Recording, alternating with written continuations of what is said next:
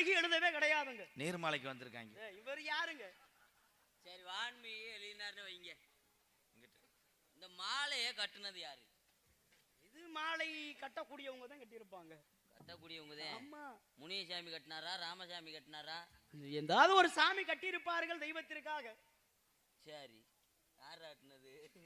இவரா கட்டுறாரு மாலை? இல்லை, ஒன்னே இந்த இதெல்லாம் சொல்லவே இல்லையே நான். இப்போ எதுக்கு வந்து அது நகைச்சுவைன்னு பேசிட்டு இருக்கேன்? என்ன நல்லாத்தான் படுத்துக்கிறேன், பேதியில் உச்சி விட்டாங்க. கேளு, இது என்ன செய்யணும் நான் சொல்கிறேன். மாலையை கட்டுனது யாருன்னு கேட்டேன். கட்டுனது யாரு? மனிதர்கள் தான் கட்டுவார்கள் மாலையை. மனிதர் தான் கட்டுவாங்க. அப்புறம் அவங்க தாயா கட்டுவாங்க. இது வாங்கினவங்கள்ட்ட தான் கேட்கணும், இந்த மாலையை எங்க வாங்கினாங்க அப்படின்னு. எல்லாம் தெரியும் நீங்க ஏன் சொன்னீங்க? ஆமா, அதான் இப்ப மாலையை கட்டினது யாரு? அது ஒரு மனிதர். வெறங்கிட்ட சட்டாருன்னு அப்புறம் இது பண்ணிவிடுவேன். முனியராஜன் என்பவர் கட்டினார் மாலையை. போதுமா? பேரு சரியாங்க? முனியராஜா. ஆமா, ரெண்டு பேரும் விதி முடிச்சுன்னு நினைக்கிறேன். இந்த பையன் என்னன்னா வாங்க, என்ன கேட்க வர்றீங்க நீங்க? மாலையை கட்டினது கிடையாது. பூவோடு சேர்ந்து இந்த நாறு ஒன்று இருந்தால்தான் இந்த பூவுக்கு இருப்பிடம் கொடுத்தது இந்த நார். நல்லா பேசுறாரு தம்பி. அதை நான் சொல்லணும், ரொம்ப இது பண்ணாத. காசு கொடுக்காம தெருவில் விட்டு தேவை ஓட்டையில் கொண்டு போய் தேவை ஓட்டை ஊர் ஆடு அழகா இருக்கமேனு பேசுறீரோ? அதை நான் சொல்லல. வேற என்ன சொல்ற? ராமாயணத்துடைய கதாநாயகன் யாரு? ராமருங்க. ராமர் ராமர் சொல்லி முடிச்ச ராமருங்க. சரி, ராமருங்க. இதெல்லாம் தேவையில்லாத இதெல்லாம். சரிங்க, ராமருங்க. ராமனுடைய மனைவி பேர் என்ன? சீதைங்க. சீதை. சீதா சொல்லு. சீதா அப்படின்னு சொல்லு. ஏய் வாய். ஆத்தாண்டேன். சீதைங்க அந்த அம்மாவோட உண்மையான பேரு. சீதையோட தங்கச்சி பேர் என்ன? அப்படி கை விடுங்களே. உங்களை போல ஒரு பெரிய பெரிய ஆட்களை நான் சந்திக்க வேண்டும். நான் சொல்றேங்க, சீதா. லட்சுமணனுடைய மனைவி பேரு ஊர்மிளா. பரதனுடைய மனைவி பேரு சுபகீர்த்தி. சத்ருக்கன் மனைவி பேரு மாண்டவி. அவங்க தான் அண்ணன் தங்கச்சி. சத்ருக்கேன் கத்திருக்கேன் அதெல்லாம் சொல்லல. வேற என்ன சொல்லுவாரு? சீதாவோட தங்கச்சி பேர் என்ன? ஊர்மிளாங்க. ஊர்மிளை. சும்மா அடிச்சு விட்டு போயிடுவா மாட்டுக்க. டேய், ஊர்மிளையா? சீதாவோட தங்கச்சி பேர் என்னன்னா அதான் ஊர்மிளை. சீதாவோட தங்கச்சி சீதா தங்கச்சி. எந்த ஊரியாளி? என்ன ஒரு அற்புதமான நகைச்சுவையை செய்து கொண்டிருக்கிறீர்கள் தெரியுமா? ராமனுடைய தம்பி யாரு? லட்சுமணன்ங்க. தப்பு. லட்சுமணன். ராமனுடைய தம்பி லக்குமணன். அடடடடடா. இருக்கிற கூட்டத்தை விரட்டி விட்டு தெருவில் தெரிய போய் அப்படித்தான் நீங்க சொல்லிட்டு இருக்கிறீங்கன்னு பாக்குறேன். நீங்க தான் கேள்வி கேளுங்களேன். இவர் என்ன கேட்க போறாரு? லேசா நினைக்காதீங்க, அவன் குக்குரே. குக்குரேவா? இவரை பார்த்தா நாயே இதற்கு முன்பதாக இவரை ஒரு இடத்துல பாத்திருக்கேனுங்க. ஆமாங்க. எங்க? ஏன்னா பொறி உருண்டை இந்த பழைய கொடுக்கக்கூடிய வேலையை பார்த்துக்கிட்டு அலைஞ்சாரு. நீங்க தானே அவரு? பொறி உருண்டை இல்ல, பேரச்சம்பளம். உண்மையிலேயே உங்களை பார்த்த ஞாபகம் இருக்கிறது. மேலோகம் நான் சென்று கொண்டிருக்கின்ற பொழுது பூலகத்தை நோக்கி பார்த்தேன். நீங்க எங்க இருந்து வரீங்க? நான் மேலூரில் இருந்து வருகிறேன். இந்த இது எங்க இருந்து வருது? Camera camera camera Velraj. உண்மையிலேயே நான் எத்தனை மேடையில் போயிருக்கேன், அங்கெல்லாம் நாய் வரும். அது என்ன தெரியுமா? இந்த பைரவருக்கும் எனக்கு உள்ள அதான் பெரிய தெய்வ சக்தி. உண்மைங்க. இது நாய் அடி. நன்றி உள்ள ஜீவன். கேமரா ஓகேவா? திருப்புறதுக்குள்ள போயிருச்சடா. நன்றி உள்ள ஜீவன் நாய். நாய் நன்றி உள்ள ஜீவன். நீங்க மேலூர்ல இருந்து வரீங்களா? ஆமாங்க. என்ன சொல்லியா வந்தீங்க? வந்தேன் ஆகாய மார்க்கமாக, பூலகத்தை நோக்கி செவியை சாய்த்தேன். கேட்டதோ ஒரு சத்தம், ஆளோடும் சோ ஓ அப்படின்னு ஒரு சத்தம். சரிங்க. அந்த குரலுக்குரிய பெண்கள் யாராக இருப்பார்கள்? அததாங்க சொல்லிட்டு இருக்கிறேன். பெண்கள்? ஆமாங்க. ஒண்ணுக்கு 2 பேர் இருக்காங்க. ஐயோ, என்னையா அவர் அசிங்கமா பேசிட்டு இருக்கிறாரு? ஒருவருக்கு இருவரும் சொல்லு. அப்படி சொல்லுங்கள். ஒருவருக்கு 2 சந்தோஷம். அவருடைய திருநாமம் என்னவோ என்பதை அறியலாமா? சந்தோஷம் இல்ல, அழகு மட்டும் இல்லங்க, சந்தோஷம்னு சொன்னேன். அவங்க பேரு? ஒரு ஆளு பேரு என் தங்கச்சிங்க. அதுதான் பேர் என்ன? வள்ளி. இன்னொரு ஆளு பேரு? இன்னொரு ஆளு வந்து அப்படி இப்படி. அப்படி இப்படின்னா விடுவேன். அப்படி இப்படி பேரு இருக்குல்ல? ஆமாங்க. என்ன பேருங்க? கிரைண்டர். நல்ல பேரா இருக்கு.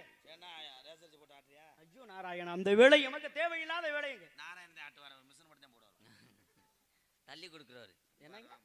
சரி இருக்கட்டும். இருந்தாலும் அந்த பெண்ணோட பேரை அவன் கேள்வி கேட்க போறேன். ஏன் சரி பயப்படுற? கேளுங்க. கேள்வி கேட்ட காலிவனுங்க ப்ரோ. நான் போயிட்டே பார்த்துட்டேன். இருப்போம். அங்க இருந்து வந்திருக்கீங்க. ஆமாங்க.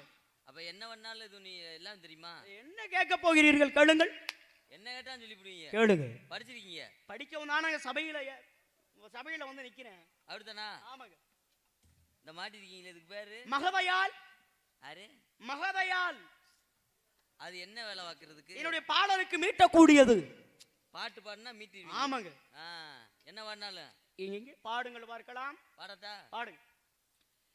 ராத்திரியில் பாடும் பாட்டு கேட்க கேட்க ஆசையாச்சு, ஓடக்கர ஊத காத்து மேலப்பட்டு சாயம் போச்சு, போடு நில்லா சோறு. ஒரு சின்ன சந்தேகம். என்ன? இது என்ன ராகம்னு சொன்னீங்கன்னா நான் வாசிப்பேன்.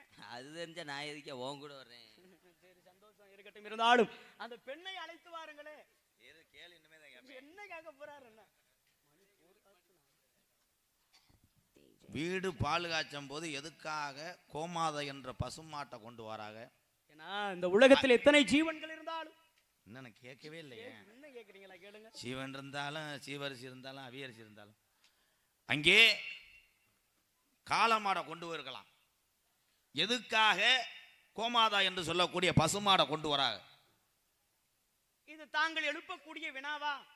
வினானா கேள்வியான கேட்டனுங்க.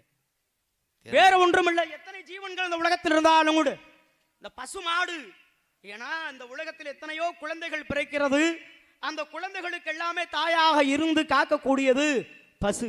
பசு கொடுத்த பாலத்தான் ஒரு குழந்தை குடித்து பெரியலாகுது. சிரிக்காதீங்க. அதுல தாங்க இந்த லட்சுமி. லட்சுமி எந்த லட்சுமி? தாளக்கார லட்சுமி, வீரலட்சுமி, விஜயலட்சுமி, கஜலட்சுமி, அன்னலட்சுமி, இப்படி சொல்லக்கூடிய அனைத்து தெய்வங்களும் இருக்கக்கூடியது இந்த பசு மாட்டுல தான். அதனாலதான் பசு மாட்டோட இந்த கோமாயனத்தை பிடித்து வீடெல்லாம் தெளித்து விடுவார்கள். காரணம், வீடு என்பது சுத்தமாக இருக்க வேண்டும் என்பதற்காக. இதெல்லாம் ஊருக்காரன் நம்பணும்னு தலையெழுத்து. இதுதாயா வேற என்னையா இருக்கிறது? வேற என்ன? ஒவ்வொரு ஆலயத்திலையும் ஒரு வீடு பால் காய்ச்சும் போதும் எதுக்காக, எல்லாரும் இங்க கவனிங்கப்பா, எதுக்காக பசுமாட்டை கொண்டு வராங்க, காளமாட்டை கொண்டு வராம? ஏன்னா செங்கக்கலையை அடுக்கி யாகம் வளர்ப்பவர் ஐயர் பெருந்தகை.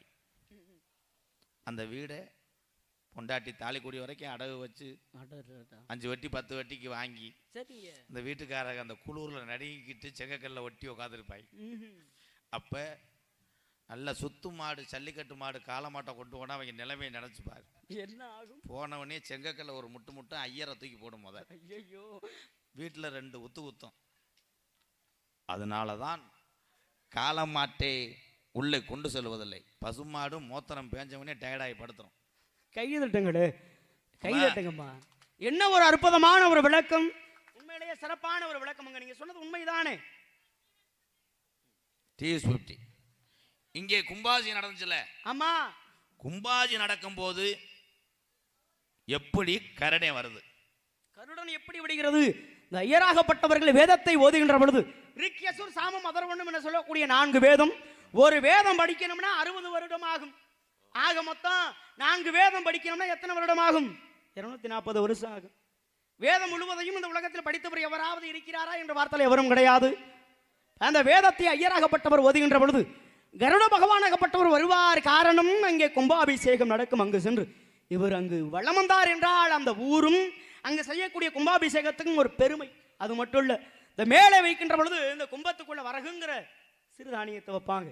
காரணம், எவ்வளவு இடி இடித்தாலும் மழை பொழிதாலும் எந்த ஒரு நோயும் தாக்கக்கூடாது என்பதற்காக வரகை வைத்து படைப்பார்கள். இந்த கருடனாகப்பட்டவர் ஏன் வருகிறார் என்றால் ஐயராகப்பட்டவர் வேதம் ஓதுகின்ற பொழுது வர வேண்டும். இதுதான் ஐதீகம். தப்பு. தப்பா? யோ, அதே ஐயர் தான் பால் காய்ச்சுக்கும் கடை தரப்புக்கும் ஓதுறாரு. சரி, அங்கே கரடை வந்து பார்த்துருக்கீங்களா? காரணம் இருக்குல்ல. ஒரே ஒரு விஷயம், ஓதுவார்கள் வேற, ஐயர் வேற.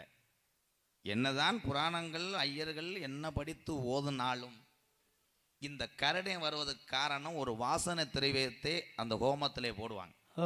இந்த வாசனை திரவியம் காற்றோடு காற்றாக பறந்து போகும்போது எந்த இடத்துல கருடன் இருந்தாலும் அங்கே வந்து சேரும். மந்திரம் ஒரு பக்கம் இருந்தாலும் அந்த வாசனை திரவியத்துக்காக தான் கரடை வருது. கைதட்டுங்களே. என்ன திரவியம் அப்படின்னா இந்த குங்கலியம் அப்படின்னு மிக நறுமணமாக அந்த காலங்களில் பயன்பாட்டில் இருந்தது.